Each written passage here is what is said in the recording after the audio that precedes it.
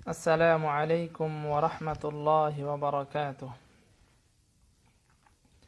الحمد لله رب العالمين حمدا كثيرا طيبا مباركا فيه، وأشهد أن لا إله إلا الله وحده لا شريك له، وأشهد أن محمدا عبده ورسوله سيد الأولين والآخرين نبينا محمد وعلى آله وصحابته ومن اقتدى إثر قدمه إلى يوم الدين. أما بعد. মহান আল্লাহ রাব্বুল আলামিনের শুকরিয়া জ্ঞাপন করছি যে মহান আল্লাহ রাব্বুল আলামিন আমাদেরকে মসজিদুল হারামের সংক্ষিপ্ত খুতবা বাংলা ভাষায় উপস্থাপন করার জন্য আজ একত্রিত হওয়ার তৌফিক দান করেছেন। সেজন্য মহান আল্লাহ রাব্বুল আলামিনের শুকরিয়া জ্ঞাপন করছি, আলহামদুলিল্লাহ।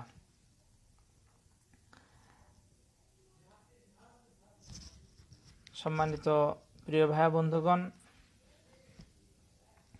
আপনাদের সকলকে অভিনন্দন এবং মোবারকবাদ জানাচ্ছি।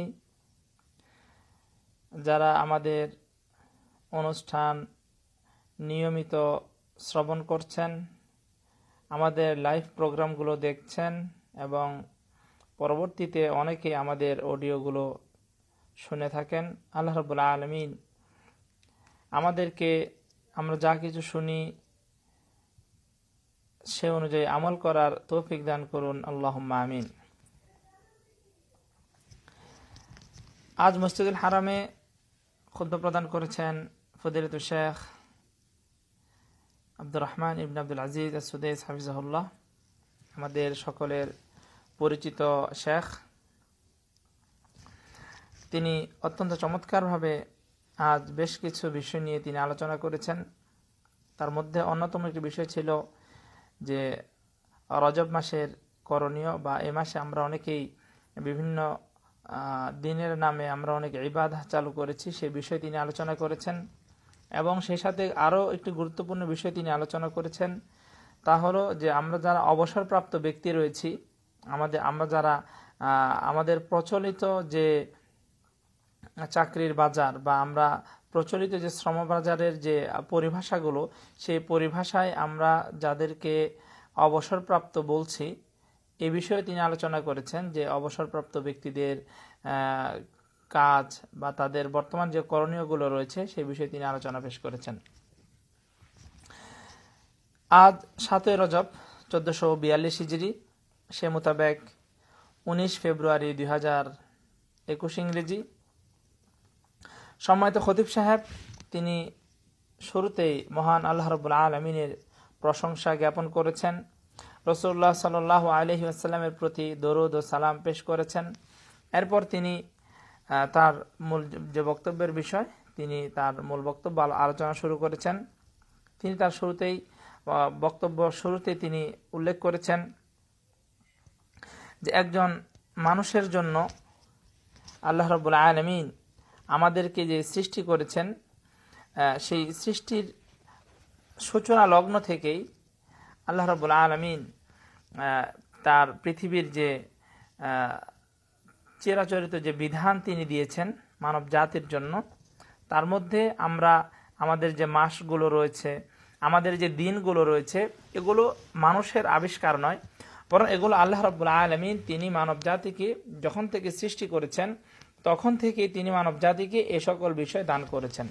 যে আমরা যে মাসের গণনা করে আসছি, হোক না সেটা চাঁদের কিংবা সেটা সূর্যের মাধ্যমে আমরা যে মাসগুলো গণনা করছি, এগুলো মূলত আল্লাহ রাব্বুল আলামিনের পক্ষ থেকে আমাদেরকে দান করা হয়েছে। সূরা তাওবার ৩৬ নম্বর আয়াতে আল্লাহ রাব্বুল আলামিন বলছেন, ইন্না ইদ্দাতাশ শুহুরি ইনদাল্লাহি ১২ শাহরা, যে আল্লাহ রাব্বুল আলামিন মানব জাতির গণনার জন্য তিনি ১২টি মাস তিনি সৃষ্টি করেছেন, বা তিনি এভাবে আমাদেরকে তিনি দান করেছেন ফি কিতাবিল্লাহ। আর এটা আল্লাহ রাব্বুল আলামিন পূর্ববর্তী যে সকল কিতাব তিনি নাজিল করেছেন, লৌহে মাহফুজ, এবং আমাদেরকে যে কিতাব দান করেছেন সকল কিতাবে এই বিষয়ে তিনি বর্ণনা করেছেন। আর এটি ইয়াউমা খালাকাস সামাওয়াতি ওয়াল আরদ, যেদিন থেকে আল্লাহ রাব্বুল আলামিন আসমান এবং জমিনকে সৃষ্টি করেছেন সেদিন থেকেই এই বিধান তিনি সেভাবেই আমাদের জন্য দিয়েছেন। তার মধ্যে বলছেন যে মিনহা আরবাআতুন হুরুম, এই 12 মাসের মধ্যে 4টি মাস রয়েছে বিশেষ মর্যাদাশীল মাস। এই 4টি মাসে অন্যায় করা, যুদ্ধে বিগ্রহে লিপ্ত হওয়া এগুলো নিষিদ্ধ। এই কথা কোরআনে কারিমে বলা হচ্ছে যালিকা দ্বীনুল কাইয়্যিম, এটি হলো সুপ্রতিষ্ঠিত আল্লাহ রাব্বুল আলামিনের বিধান। ফালা তাযলিমু ফীহিন্না আনফুসাকুম, সুতরাং এই সময় তোমরা নিজেদের উপরে জুলুম করো না, অর্থাৎ অন্যায়ের মাধ্যমে, গুনাহ করার মাধ্যমে তোমরা নিজেদের উপরে জুলুম করো না। এ ব্যাপারে হাদিসে বর্ণিত হয়েছে রাসূলুল্লাহ সাল্লাল্লাহু আলাইহি ওয়াসাল্লাম বলেছেন, আমরা এই আয়াতের ব্যাখ্যায় বলতে পারি রাসূলুল্লাহ সাল্লাল্লাহু আলাইহি ওয়াসাল্লাম একটি হাদিস, তিনি বলছেন যে আল্লাহ রাব্বুল আলামিন 12টি মাস তিনি সৃষ্টি করেছেন আমাদের গণনার জন্য। তার মধ্যে 4টি মাস হলো অত্যন্ত গুরুত্বপূর্ণ, সালাসাতুন মুতাওয়ালিয়াত, তার মধ্যে 3টা মাস হলো ধারাবাহিকভাবে এই 4টি গুরুত্বপূর্ণ মাসের মধ্যে, সেগুলো হলো যুলকাদা, যুলহজ্জ এবং মুহররম। এই 3টে মাস হলো ধারাবাহিকভাবে আরবি মাসের 11, 12 এবং প্রথম মাস। এরপর বলা হচ্ছে রজব, মুদর এবং রজব মাস, যেটা জুমাদাল উখরা এবং শাবানের মধ্যবর্তী যে মাস রয়েছে। এটা আমরা গত মাসে আমাদের জুমাদাল উখরা ছিল, এখন আমরা যে মাসে অবস্থান করছি সেটা হলো রজব মাস। আগামী মাস হবে শাবান এবং এর পরের মাস হবে রমাদান। আল্লাহ রাব্বুল আলামিন আমাদেরকে রমাদান পর্যন্ত আমাদের জীবনকে, আমাদের হায়াতকে বৃদ্ধি করে দিন এবং রমাদানের যে বারাকা রয়েছে সেই বারাকা যেন আমরা নিতে পারি, আমরা অর্জন করতে পারি, সেই তৌফিক আল্লাহ রাব্বুল আলামিন আমাদেরকে দান করুন, আল্লাহুম্মা আমিন। সম্মানিত প্রিয় ভাই বন্ধুগণ, সম্মানিত খতিব সাহেব তিনি তার খুতবায় বলছেন যে আমরা আল্লাহ রাব্বুল আলামিন আমাদেরকে যে তিনি ইসলাম দান করেছেন, আমাদেরকে যে ধর্ম তিনি দান করেছেন, আমাদেরকে যে আকীদা এবং বিশ্বাস তিনি দান করেছেন, সেটি হলো সবচেয়ে উন্নত এবং এটির মধ্যে মানুষের যে দাসত্বতা, মানুষের প্রতি যে দাসত্বতা সেটি নেই, বরং এখানে শুধুমাত্র মানুষ আল্লাহ রাব্বুল আলামিনের জন্যই তার সকল কাজ করবে এবং এটি হলো আমাদের তাওহীদের শিক্ষা। রাসূলুল্লাহ সাল্লাল্লাহু আলাইহি সাল্লাম বলছেন যে বুইসতু বিল হানিফিয়্যাতিস সামহা, যে আল্লাহ রাব্বুল আলামিন আমাদের রাসূলুল্লাহ সাল্লাল্লাহু আলাইহি সাল্লামকে একনিষ্ঠ তাওহীদের যে দাওয়া রয়েছে সেই দাওয়া নিয়ে রাসূলুল্লাহ সাল্লাল্লাহু আলাইহি সাল্লামকে প্রেরণ করেছেন। আর আমাদের মুক্তির জন্য রাসূলুল্লাহ সাল্লাল্লাহু আলাইহি ওয়াসাল্লামের যে বিধান রয়েছে, যে তাওহীদের পথ রয়েছে, সেই তাওহীদের পথেই আমাদেরকে থাকতে হবে। এর বাইরে যে কুসংস্কার বা শিরিক এবং বিদআতের যে পথগুলো রয়েছে সেগুলোকে পরিত্যাগ করে আমরা যদি তাওহীদের পথে অবিচল থাকতে পারি, তাহলে কেবলমাত্র আমরা নাজাত প্রাপ্তি দলের মধ্যে অন্তর্ভুক্ত হব, অন্যথায় আমরা কঠিন শাস্তির মধ্যে অন্তর্ভুক্ত হব এবং আমরা যে সকল ব্যক্তিদের প্রতি আল্লাহ রাব্বুল আলামিন রাগান্বিত বা যে সকল ব্যক্তিদেরকে আল্লাহ রাব্বুল আলামিন শাস্তি দিবেন তাদের মধ্যে অন্তর্ভুক্ত হব। আল্লাহ রাব্বুল আলামিন আমাদেরকে হেফাজত করুন, আল্লাহুম্মা আমিন। সম্মানিত খতিব সাহেব বলছেন যে মানুষ যখন সঠিক দিন থেকে বিচ্যুত হয়ে যায় তখন তারা বিভিন্ন এবং সালফে সালেহিনদের যে নীতি রয়েছে সেই নীতি থেকে যখন তারা ফিরে আসে তখন তারা বিভিন্ন দলে উপদলে বিভক্ত হয়ে পড়ে। অর্থাৎ যখন মানুষ সঠিক ধর্ম থেকে, তারা সঠিক ধর্মের যে ব্যাখ্যা রয়েছে এই সঠিক ধর্মের যে ব্যাখ্যা থেকে যখন তারা দূরে সরে আসবে তখন তারা বিভিন্ন প্রকারের ব্যাখ্যাকে গ্রহণ করবে এবং তারা বিভিন্ন দলে উপদলে তারা সৃষ্টি হয়ে যাবে। তিনি বলছেন যে এর মাধ্যমে মূলত আমাদের মধ্যে বিভিন্ন ধরনের বিদআত এবং কুসংস্কার চালু হচ্ছে। অনেক সময় আমরা দেখতে পাই যে মানুষ এ সকল দিবসকে কেন্দ্র করে, বিভিন্ন দিবসকে কেন্দ্র করে মানুষ তাদের মধ্যে বিভিন্ন ধরনের কুসংস্কার তৈরি করে। অনেকগুলো দিবসকে তারা সেখানে সৌভাগ্যের লক্ষণ বা সেখানে এর বিপরীত জিনিসও তারা মনে করে থাকে। যেভাবে আমরা দেখি যে আমাদের যে নববর্ষ বা এই ধরনের যে বৈশাখের যে প্রথম দিনগুলোতে মানুষ সেখানে শুভ লক্ষণ বা কুলক্ষণ মনে করে যে দিবস তারা পূজা করছে, এগুলো মূলত তাদের তাওহীদের ইলম না থাকার কারণে, বরং তারা তাওহীদ থেকে বিচ্যুত হওয়ার কারণেই তারা এই সকল দিবসকে সৌভাগ্যের লক্ষণ হিসেবে তারা বানিয়ে নিয়েছে।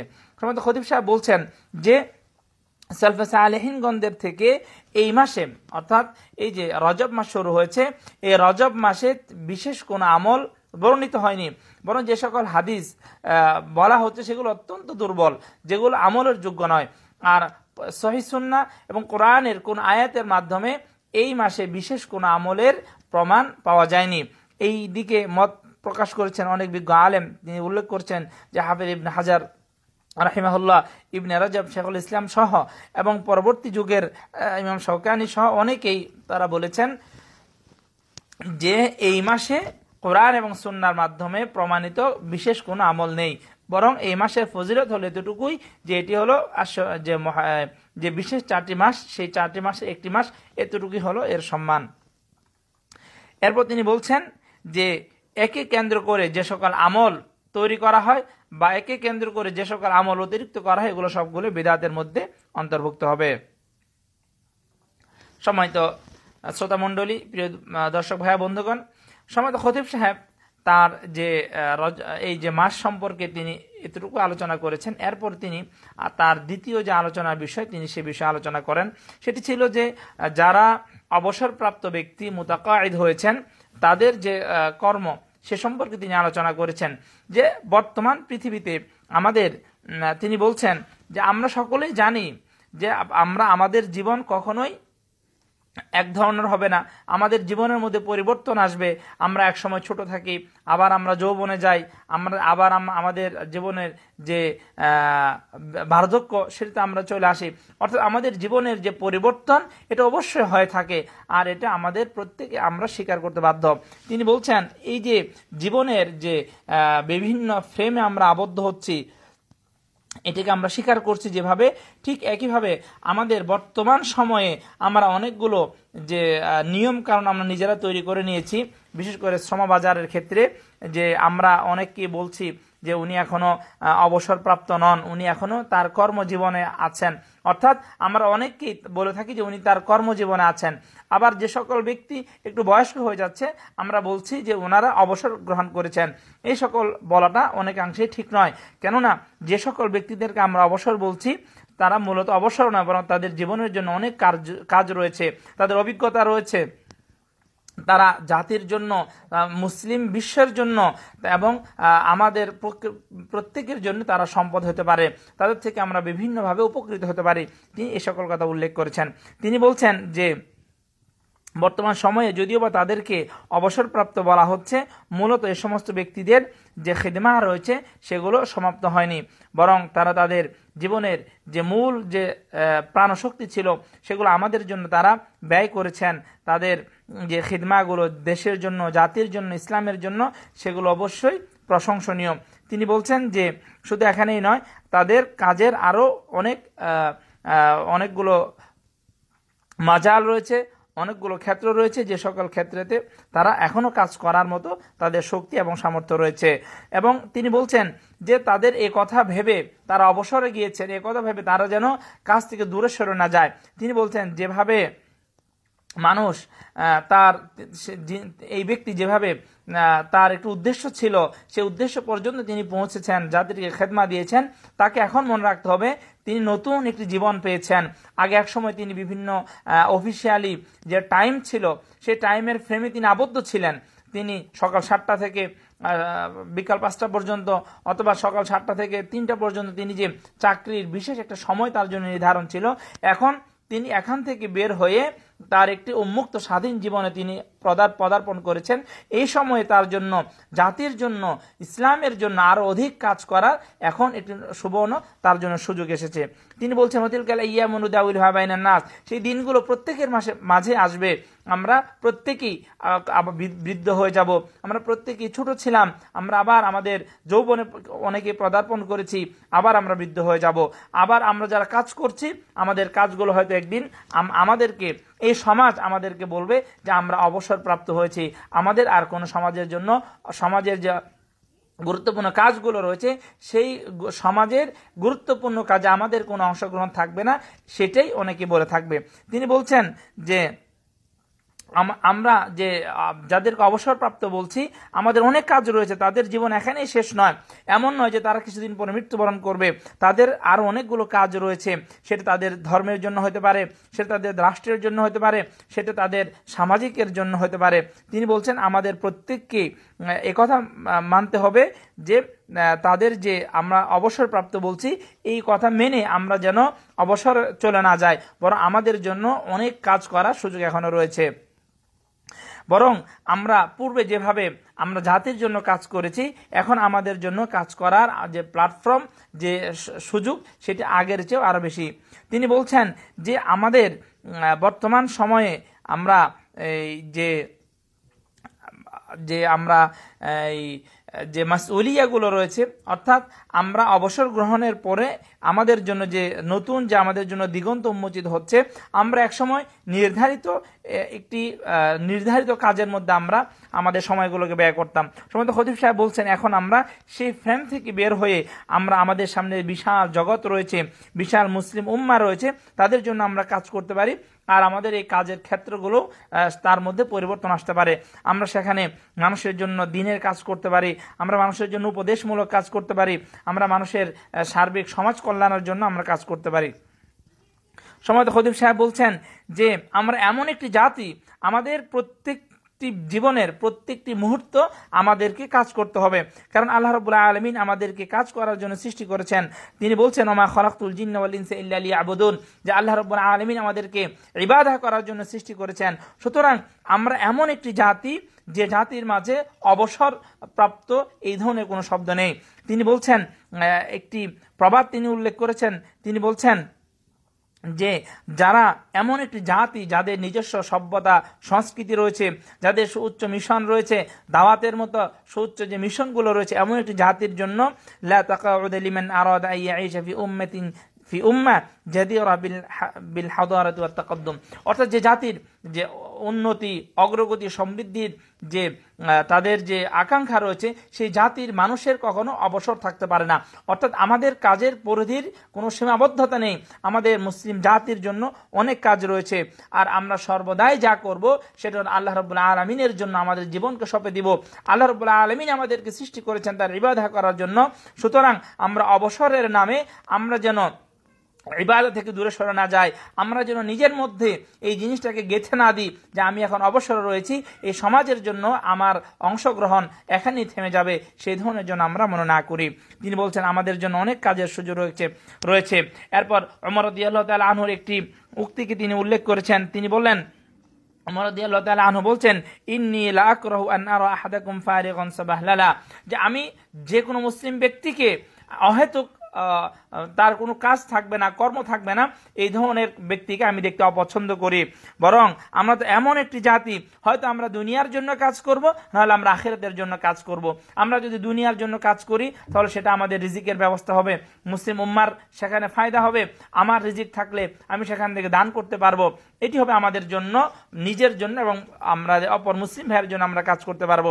অন্যথায় আমরা আখিরাতের জন্য কাজ করব, জিকির থাকবো, কোরআন তেলাওয়াতে থাকবো, আমরা সালাত আদায় করব, যে বিশেষ একটি সুযোগ আমাদের জন্য রয়েছে। সম্মানিত দর্শক ভাই বন্ধুগণ, আমি আপনাদেরকে এখানে আরো কয়েকটি কথা উল্লেখ করতে চাই। সেটি হচ্ছে যে আমাদের মুসলিম জীবনের প্রতিটা মুহূর্ত অত্যন্ত গুরুত্বপূর্ণ। আজ আমরা দেখেছি বা অনেক সময় দেখতে পাই বিভিন্ন পত্রপত্রিকায়, বিভিন্ন অনলাইনে, যে অনেকে বলছেন যে আমি অবসরে গিয়েছি, এখন উনি কিভাবে তার সময়গুলোকে কাটাবেন তিনি জানেন না। এই বিষয়ে আমার একটা আলোচনাও ছিল, সেখানে আমি উল্লেখ করেছি যে অবসরের যে সময়, এই সময়টি আমাদের জীবনের সবচেয়ে গুরুত্বপূর্ণ একটি সময়। আল্লাহ রাসূল সাল্লাল্লাহু আলাইহি ওয়াসাল্লাম একটি হাদিসে বলেছেন যে আমরা আমাদের ব্যস্ততার পূর্বেই আমরা যেন আমাদের যে অবসর সময় রয়েছে, সেই অর্থাৎ যে সময়ের মধ্যে আমরা ইবাদত করতে পারি, আমাদের বিশেষ দুনিয়ার ব্যস্ততা নেই, এবং আমাদের যে ব্যস্ততার প্রয়োজন, দুনিয়ার যে প্রয়োজন, সেই প্রয়োজন যদি আমার মিটে যায়, আমি যদি অবসর থাকি, তাহলে সেই সময়কে আমাকে কাজে লাগাতে হবে। আমরা কিভাবে কাজে লাগাবো? আমরা যদি দেখি যে এক একটা জিকিরের জন্য কতগুলো ফজিলা রয়েছে।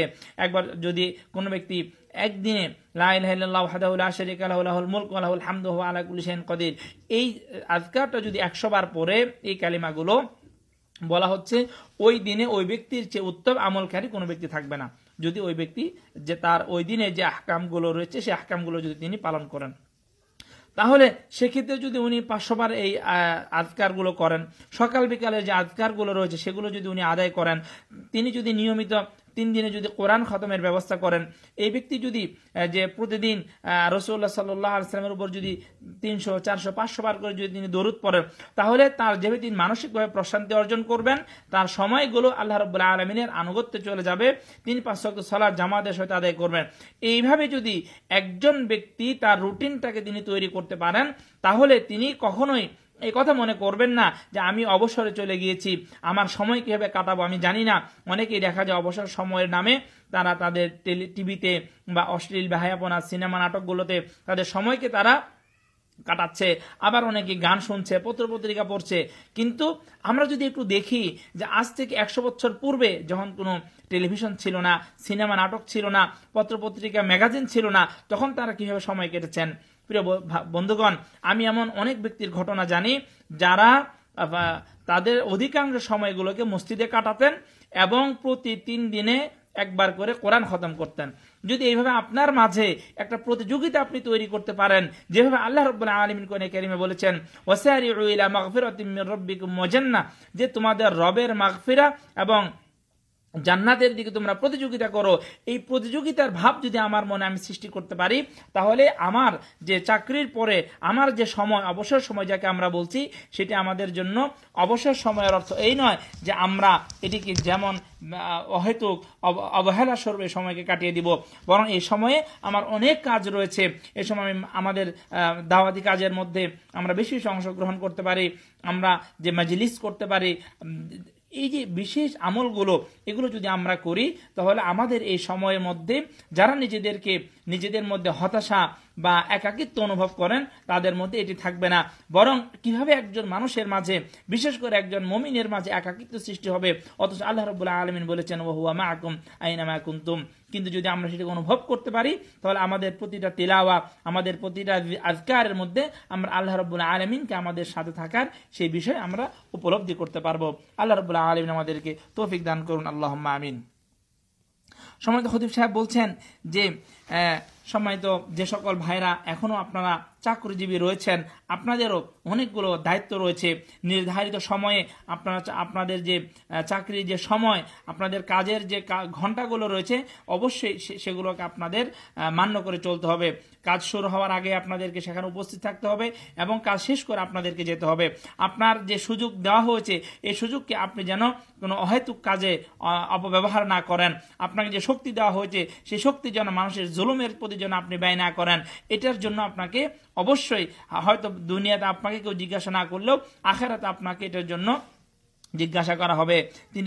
তিনি বলছেন যে এই সকল ক্ষেত্রেও আমাদেরকে অবশ্যই অগ্রগামী ভূমিকা পালন করতে হবে।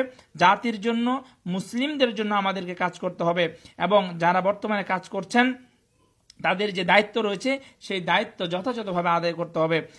তিনি বলছেন যে এই সকল যারা কর্মজীবী রয়েছে, তাদের উপরে যে দায়িত্ব, সেই দায়িত্ব যদি তারা যথাযথভাবে পালন করে, এর মাধ্যমে শুধু নিজে নয়, এর মাধ্যমে সমাজ, মুসলিম প্রত্যেকে আমরা উপকৃত হব।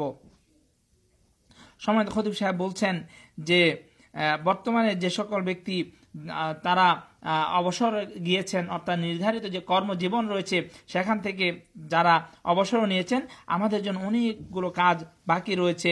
আর এই সকল কর্ম আমরা আবার নতুন করে, নতুন উদ্দীপনায় আমরা শুরু করতে পারি। তিনি বলছেন আমাদের জন্য, মানব জাতির জন্য অনেকগুলো কাজ আমরা করতে পারি। দাওয়াতের মাঝালে আমরা কাজ করতে পারি, সামাজিক উন্নয়নে আমরা কাজ করতে পারি। তাদের যে অভিজ্ঞতাগুলো রয়েছে, এই অভিজ্ঞতাগুলো আমরা শেয়ার করতে পারি। আমরা পরবর্তী যে জেনারেশন রয়েছে তাদেরকে আমরা উৎসাহ দিতে পারি। তিনি বলছেন যে যত প্রকারের ভালো কাজ রয়েছে, তিনি আজকের খুদে উল্লেখ করেছেন যে মানব সেবা, তারপর তিনি বলছেন যে এতিমদের দায়িত্ব গ্রহণ থেকে শুরু করে সমাজের যত প্রকারের ভালো কাজ রয়েছে সবগুলো কাজ আমরা করতে পারি। মিসকিনদের আহার করাতে পারি, আমরা অসহায়ের পাশে দাঁড়াতে পারি, যারা পথ ভুলে গিয়েছে তাদেরকে আমরা পথ দেখাতে পারি, আমরা কোরআন এবং সুন্নাহ প্রচার করতে পারি, কোরআন এবং সুন্নাহকে আমরা যথাযথভাবে আমাদের কলবে ধারণ করতে পারি। অর্থাৎ কোরআন সুন্নাহ যে আহকামগুলো রয়েছে সেগুলো আমরা বেশি বেশি করে পালন করতে পারি।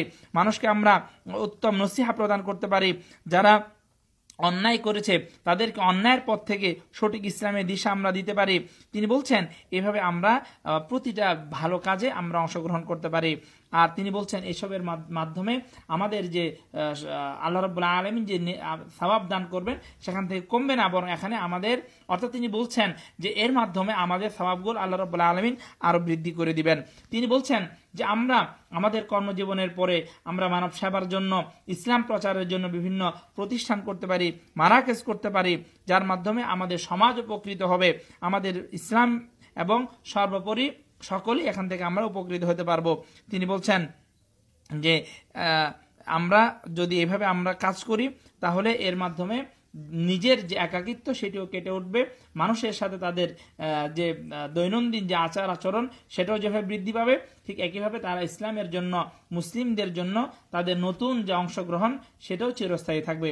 আল্লাহ রাব্বুল আলামিন আমাদেরকে তৌফিক দান করুন। আমরা যারা বর্তমান শ্রমজীবনের থেকে আমরা অবসর গ্রহণ করেছি, আমরা যেন সময়ত খতিব সাহেব যে উপদেশগুলো দিয়েছেন সেই উপদেশ নিয়ে যেন আমরা কাজ করতে পারি। আল্লাহ রাব্বুল আলামিন আমাদেরকে তৌফিক দান করুন, আল্লাহুম্মা আমিন। সময়ত খতিব সাহেব এরপর বলছেন যে একজন মানুষের জন্য তার জীবনের সবচেয়ে গুরুত্বপূর্ণ যে জিনিস, যেটা আমাদের জন্য চিরকাল থেকে যাবে, সেটা হলো আল্লাহ রাব্বুল আলামিনের পথে আমরা যে সময়টুকু দিয়েছি, আল্লাহ রাব্বুল আলামিনের জন্য আমরা যে কাজ করেছি সেই কাজ আমাদের জন্য চিরস্থায়ী হিসেবে থেকে যাবে। তিনি বলছেন সেটা তার মধ্যে অন্যতম একটি হলো আমাদের যাদের সময় রয়েছে আমরা আল্লাহ রাব্বুল আলামিনের পথে মানুষকে আমরা দাওয়া দিব। তিনি বলছেন এই দাওয়ার কাজ অত্যন্ত গুরুত্বপূর্ণ, এটি নবী এবং রসুলদের কাজ ছিল। নবী এবং রসুলদের যে কাজ, সেই কাজ যদি আমি নিজে করতে পারি সেটা হলো আমার অহংকারের বিষয়, যে এমন একটি দায়িত্ব আমি পালন করছি যে কাজ রাসূলুল্লাহ সাল্লাল্লাহু আলাইহি ওয়াসাল্লাম সহ পূর্বে সকল নবী এবং রসুলগণ করেছেন। আজ আমার যে অবসর সময় রয়েছে সেই অবসর সময়কে আমার দ্বীনের দাওয়াতের জন্য, দ্বীনের প্রচারের জন্য সেই সময়কে আমার ব্যয় করতে হবে। আল্লাহ রাব্বুল আলামিন আমাদেরকে তৌফিক দান করুন, আল্লাহুম্মা আমিন। এরপর সময় খতিব সাহেব বলছেন যে যে সকল ব্যক্তিবর্গ তাদের জীবনের অমূল্য যে সময়গুলো ছিল, তাদের যে জীবনের যে শক্তি ছিল, সেই শক্তি, তাদের শ্রম, তাদের মেধা দিয়ে তারা জাতির জন্য তারা কাজ করেছেন, ইসলামের জন্য তারা কাজ করেছেন, আজ হয়তো তারা বার্ধক্য উপনীত হয়েছেন, অনেকেই হয়তো কাজ করতে পারছেন না, আমরা তাদেরকে অভিনন্দন, মোবারকবাদ জানাই, আমরা তাদের জন্য শুকরিয়া জ্ঞাপন করছি যে তারা আমাদের পূর্বেকার সালাফ ছিলেন, তারা আমাদের জন্য অনেক কিছু করেছেন। সেজন্যই আজ আমরা তাদের যে কাজগুলো, বাকি অংশগুলো আমরা সম্পাদন করছি। এবং কখনোই সেই জাতি কখনো উন্নত হতে পারে না যারা, যে জাতি তাদের যারা সালাফ ছিল, তাদের পূর্ববর্তী যে সকল ব্যক্তি ছিল তাদেরকে যদি তারা সম্মান না করে, তাদেরকে যদি মূল্যায়ন না করে, তাহলে সেই জাতি কখনোই তাদের উন্নতি, অগ্রগতি এবং সমৃদ্ধির যে উচ্চ শিখর তারা আরোহণ করতে পারে না। সেজন্য আমরা তাদের শুকরিয়া জ্ঞাপন করছি। এরপর সময় খতিব সাহেব বলছেন যে এই সকল সম্পদ থেকে আমরা বিভিন্ন প্রকারের উপকার সেখান থেকে আমরা নিতে পারি, তাদের থেকে পরামর্শ, এবং বিশেষ করে যারা পরবর্তী যে জেনারেশন রয়েছে তাদের কর্তব্য হলো তাদের থেকে আমরা তাদের অভিজ্ঞতা আমাদের জীবনে কাজে লাগানো। এবার সময় খতিব সাহেব বলছেন যে আমাদের কর্তব্য হলো জাতির জন্য আমরা যেন একজন কদুয়া হিসেবে আমরা কাজ করতে পারি। আমরা যারা বর্তমানে কাজ করছি আমরা যেন জাতির জন্য কদুয়া হতে পারি।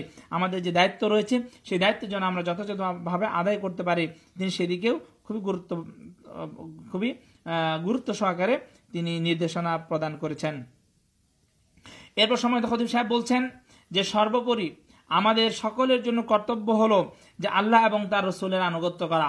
এটা অত্যন্ত গুরুত্বপূর্ণ একটি বিষয়, যে আমাদের প্রতিটা মানুষের জীবনে সবচেয়ে গুরুত্বপূর্ণ অধ্যায় হলো যে আল্লাহ এবং তার রাসূলের আনুগত্য করা।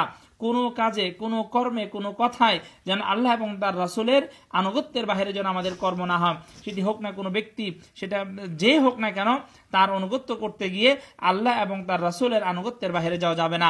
এটি হলো ইসলামের শিক্ষা। তিনি বলছেন যে আমাদেরকে সর্বদাই রাসূল এবং আল্লাহ রাব্বুল আলামিনের আনুগত্য করতে হবে।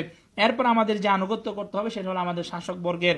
তারা যে সকল সিদ্ধান্ত গ্রহণ করছেন, বিশেষ করে এই কঠিন মহামারীর সময় তারা যে সিদ্ধান্তগুলো গ্রহণ করেছেন সেগুলো আমাদের মানা অত্যন্ত কর্তব্য। কেননা এর মাধ্যমে আমরা একে অপরের পাশে থাকবো, আমরা প্রত্যেকে কাঁধে কাঁধ মিলিয়ে এই যে কঠিন পরিস্থিতি এর মোকাবেলা করতে পারবো। আর যদি আমরা এই সরকার এবং আমাদের যারা দায়িত্বশীল রয়েছেন তাদের যে নির্দেশনাগুলো রয়েছে সেগুলো থেকে যদি আমরা অবহেলা করি বা সেগুলো যদি আমরা অমান্য করি, তাহলে এর যে ভয়াবহ পরিণতি হবে সেটা আমাদের সকলকে ভোগ করতে হবে। এবার তিনি বলছেন যে ইসলামের নির্দেশনা হলো যখন আমাদের রাষ্ট্রপ্রধানরা কোনো সিদ্ধান্ত দিবেন সেটাকে আমাদেরকে মানতে হবে এবং সহযোগিতা করতে হবে পারস্পরিক। আল্লাহ রাব্বুল আলামিন কোরআনে কারীমে বলছেন ওয়া তাআওয়ানু আলাল বিররি ওয়াত তাকওয়া, যে তোমরা সৎ কাজে এবং তাকওয়ার কাজে একে অপরকে তোমরা সহযোগিতা করো। তিনি বলছেন যে বিশেষ করে আমাদের যে বর্তমান মহামারী, এই মহামারী যেন বেশি আকারে প্রসার ঘটতে না পারে, সেই জন্য আমাদের রাষ্ট্রপ্রধানদের পক্ষ থেকে রাষ্ট্রের গুরুত্বপূর্ণ যারা দিক নির্দেশনা দিচ্ছেন এই নির্দেশনাগুলো মেনে আমাদেরকে চলতে হবে। আর যারা এ সকলের বিরুদ্ধাচারণ করবে তাদের বিরুদ্ধে সরকার যে ব্যবস্থা নেবে সেটা অত্যন্ত উপযোগী এবং ওই সকল ব্যক্তিদের বিরুদ্ধে এই ব্যবস্থাগুলো গ্রহণ করা খুবই যুক্তিসঙ্গত। এবার সময় খতিব সাহেব বলছেন যে বর্তমান সময়ে যে টিকা আবিষ্কার হয়েছে এটি অত্যন্ত নিরাপদ হিসেবে বিবেচিত হচ্ছে এবং এটি নেওয়ার জন্য তিনি উপদেশ প্রদান করেছেন। তিনি একটি হাদিস উল্লেখ করেছেন, মা আনজালাল্লাহু মিন দাইন ইল্লা ওয়া আনজালা লাহু শিফা, যে আল্লাহ রাব্বুল আলামিন এমন কোন রোগ ব্যাধি সৃষ্টি করেননি যে রোগ ব্যাধির জন্য আল্লাহ রাব্বুল আলামিন চিকিৎসা দেননি। তিনি বলছেন যে অবশ্যই আল্লাহ রাব্বুল আলামিন এই কঠিন যে ভাইরাস বা যে মহামারী বর্তমানে চলে আসছে এর যে চিকিৎসা এটা আল্লাহ রাব্বুল আলামিনের পক্ষ থেকে তিনি আমাদেরকে দিয়েছেন। সুতরাং যে সকল ব্যক্তিবর্গ বা যে সকল প্রতিষ্ঠান অপপ্রচার চালাচ্ছে মানব জাতির মাঝে যে এই সকল টিকাগুলো গ্রহণ করলে বিভিন্ন ধরনের সমস্যা হবে, এই সকল অপপ্রচারের দিকে কান না দিয়ে সরকারের পক্ষ থেকে যে গ্রহণযোগ্য মতগুলো প্রকাশ করা হচ্ছে সেগুলোর প্রতি তিনি আস্থা রাখার জন্য সকলের প্রতি উদাত্ত আহ্বান জানিয়েছেন। সময় খতিব সাহেব বলেছেন, আরো একটি হাদিস তিনি উল্লেখ করেছেন, রাসূলুল্লাহ সাল্লাল্লাহু আলাইহি ওয়াসাল্লাম বলেছেন যে হে আল্লাহর বান্দাগণ, তোমরা চিকিৎসা গ্রহণ করো যেগুলো হালাল রয়েছে, হারামের মাধ্যমে নয়। এটি ইমাম আহমদ রাহিমাহুল্লাহ উল্লেখ করেছেন এবং পূর্বের হাদিসটি ইমাম বুখারী রাহিমাহুল্লাহ উল্লেখ করেছেন। তাহলে বর্তমান সময়ের মধ্যে আমাদের যে আসবাবগুলো রয়েছে এটি হলো আসবাব, এটি অবশ্যই রাসূলুল্লাহ সাল্লাল্লাহু আলাইহি ওয়াসাল্লাম এবং সালফে সালেহিন থেকে প্রমাণিত যে আমরা আসবাব গ্রহণ করব এবং যে টিকাগুলো আবিষ্কার হয়েছে সেগুলো আমরা নির্দ্বিধায় গ্রহণ করতে পারি। আল্লাহ রাব্বুল আলামিন আমাদেরকে তৌফিক দান করুন, আল্লাহুম্মা আমিন। সমাজ খতিব সাহেব বিশেষভাবে তিনি আহ্বান করেছেন যে সকল অপপ্রচার বিভিন্ন মিডিয়াতে প্রচার হচ্ছে সে সকল মিডিয়াতে যেন আমরা এই অপপ্রচারের মধ্যে নিজেকে গা ভাসিয়ে না দিই, বরং এ সকল বিরুদ্ধে আমাদেরকে অবস্থান নিতে হবে। যা সত্য তাকে সত্য হিসেবে গ্রহণ করতে হবে। এরপর সময় খতিব সাহেব মহান আল্লাহ রাব্বুল আলামিন শুকরিয়া জ্ঞাপন করছেন যে এদেশের যে হারামাইনের যারা খিদমা করছেন, হারামাইনের যারা শাসকবর্গ রয়েছেন তাদের জন্য তিনি দোয়া করেছেন, তারা এদেশের সকল মানুষকে বিনামূল্যে এই চিকিৎসা সরবরাহ করবেন বলে তিনি ঘোষণা দিয়েছেন, যে সরকারের পক্ষ থেকে এই ঘোষণা এসেছে। বিশেষ করে যারা হারামাইনের জায়রিন রয়েছেন, যারা এদেশে মক্কা মদিনা জিয়ারা করতে আসছেন বা এদেশে অবস্থান করছেন, তিনি সকলের জন্যই সরকার যে ফেসিলিটিগুলো দিচ্ছে সেগুলোর জন্য সরকারকে তিনি সরকারের জন্য দোয়া করেছেন এবং তাদেরকে শুভেচ্ছা জানিয়েছেন। সর্বশেষ তিনি দোয়া করেছেন আল্লাহ রাব্বুল আলামিন যেন প্রতিটা মুসলিমকে এদেশের শাসকবর্গ সহ সমগ্র পৃথিবীর মুসলিমদেরকে যেন আল্লাহ রাব্বুল আলামিন যাবতীয় যে বালা মুসিবত এবং মন্দ বিষয় রয়েছে এগুলো থেকে যেন আল্লাহ রাব্বুল আলামিন সবাইকে হেফাজত করেন, আল্লাহুম্মা আমিন। সম্মানিত দর্শক ভাই বন্ধুগণ, আজকের খুতবার মূল যে বিষয় ছিল তার যে দুইটা দিক রয়েছে। প্রথম দিক ছিল যে মাসে আমরা বর্তমানে অবস্থান করছি রজব মাস, এরপরে হচ্ছে শাবান, এরপর হচ্ছে রমাদান। এই মাসে এমন কোনো বিশেষ আমল নেই, সহিহ হাদিসের দ্বারা কোরআনের দ্বারা প্রমাণ নেই যে এই মাসে বিশেষ কোনো আমল রয়েছে, বরং এই মাসে যে সকল আমল অনেকেই করে আসছে এগুলো সবগুলো বেদাতের মধ্যে অন্তর্ভুক্ত হবে। সুতরাং এখান থেকে আমাদেরকে সতর্ক হতে হবে। এরপর সময়ত খতিব সাহেব তার দ্বিতীয় অংশে যে কথাটি তিনি বলেছেন যে আমাদের যে সকল মুসলিম ব্যক্তিবর্গ অবসর গ্রহণ করছেন, বরং সেটি অবসর নয়, তাদের জীবনের যে দীর্ঘদিন তারা যে অভিজ্ঞতা অর্জন করেছে সেই অভিজ্ঞতা থেকে আমাদের শিক্ষার অনেক কিছু রয়েছে, আমাদের তাদের জীবন থেকে শিক্ষা অর্জন করতে হবে। আর অবসরের অর্থ এই নয় যে আমাদের মৃত্যু হয়ে যাবে, কিছুদিন পরে আমরা মারা যাব, আমাদের এই জাতির জন্য মুসলিম উম্মার জন্য আমাদের আর কোনো অংশগ্রহণ থাকবে না, আমাদের আর কোনো অবদান থাকবে না, এটা নয়, বরং একজন অবসরপ্রাপ্ত ব্যক্তি তার জীবনের যে সময়টুকু তিনি পূর্বে ব্যয় করেছেন তার চেয়েও আর উদ্যমী হয়ে তিনি তার সময়কে আল্লাহ রাব্বুল আলামিনের পথে তিনি ব্যয় করবেন, মানব সেবায় ব্যয় করবেন, তিনি তার দাওয়াতের মাজালে তার সময়টাকে ব্যয় করবেন, সেদিকে তিনি উদারতা আহ্বান জানিয়েছেন। আল্লাহ রাব্বুল আলামিন আমাদেরকে আমাদের সময়গুলোকে আল্লাহ রাব্বুল আলামিনের পথে ব্যয় করার তৌফিক দান করুন, কোরআন এবং সুন্নাহর পথে ব্যয় করার তৌফিক দান করুন, এবং সহিহ দাওয়াতের জন্য আল্লাহ রাব্বুল আলামিন আমাদেরকে কবুল করুন। আল্লাহুম্মা আমিন। ওয়া সাল্লাল্লাহু আলা নাবিয়িনা মুহাম্মদ ওয়া আলা আলিহি ওয়া আসহাবিহি আজমাইন। আসসালামু আলাইকুম ওয়া রাহমাতুল্লাহি ওয়া বারাকাতুহু।